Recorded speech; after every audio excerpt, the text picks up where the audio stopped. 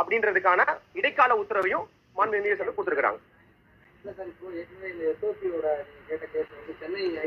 இருக்கு சார், இருக்கு. ஆமா சார், ஆமா. இந்த கேஸை இங்க டிஸ்போஸ் பண்ணிடுறோம். ஆனா ஆல்ரெடி வந்து சிங்கிள் பெஞ்ச்ல இந்த கேஸ் வந்து பெண்டிங் இருக்கறனால அதுல ஏற்கனவே வந்து இந்த மாதிரியான SOPs standing operating procedures rules guidelines single judge வந்து ஒரு அப்சர்வேஷன் கொடுத்திருக்காரு. அந்த அப்சர்வேஷனை ஏற்றுக்கிட்டு சீஃப் செக்ரட்டரியும் ஹோம் செக்ரட்டரியும் சூமோட்டோ அதுல பார்ட்டியா இம்ப்ளீட் பண்ணிருக்காங்க.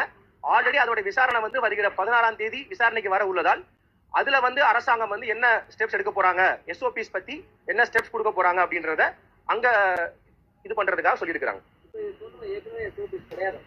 இருக்கு சார், இருக்கு. அது என்னன்னா அந்தந்த அரசியல் கட்சிகள் அந்தந்த பர்டிகுலர் ஊர்ல அந்தந்த பெர்மிஷன் கேட்டு லெட்டர் கொடுக்குறப்ப அந்த லோக்கல் கவர்மெண்ட் லோக்கல் அட்மினிஸ்ட்ரேஷன் என்ன கண்டிஷன்ஸ் போடுறாங்களோ அதை மட்டும் தான் ஃபாலோ பண்றாங்க. இது வந்து தமிழ்நாடு ஃபுல்லா ஒரே ஸ்டாண்டர்ட் ஆபரேட்டிங் ப்ரொசீஜர் இருக்கும் பட்சத்துல இது மாதிரியான அரசியல் துர்ச்சம்பவங்கள் நடக்காம இருக்கும். அங்க அரசியல் மாநாட்டுல போய் ஒருத்தவங்க வந்து இறந்து போறதுன்றது உண்மையிலேயே ஒரு மிக ஒரு கவலைக்கிடமான விஷயம் தானே.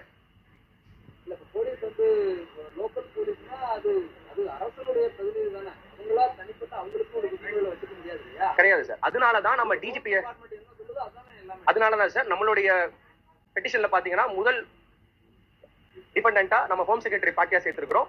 4வது டிபெண்டா வந்து நம்ம டிஜிபி சேர்த்திருக்கிறோம்.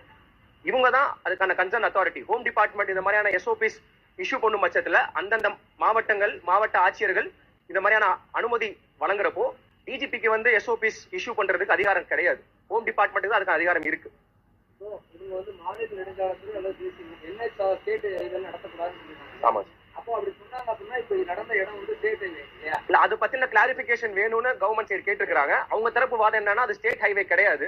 நீதியரசர்கள் சொன்ன விஷயம் என்னன்னா அது வந்து ஸ்டேட் ஹைவே தான் இருக்கும் பட்சத்துல எந்த அதிகார வரம்புக்கு உட்பட்டு நீங்க இந்த மாதிரி அனுமதி கொடுத்தீங்க, நீங்க ஏதோ ரெண்ட் ஏதோ கலெக்ட் பண்ணீங்களா, அதுக்கு அது தவிர்த்து எப்படி நீங்க ஸ்டேட் ஹைவேஸ்லயோ நேஷனல் ஹைவேஸ்லயோ நீங்க அலோவ் பண்ண முடியும் அப்படின்றதுதான் அவங்களுடைய அப்சர்வேஷனா இருந்தது.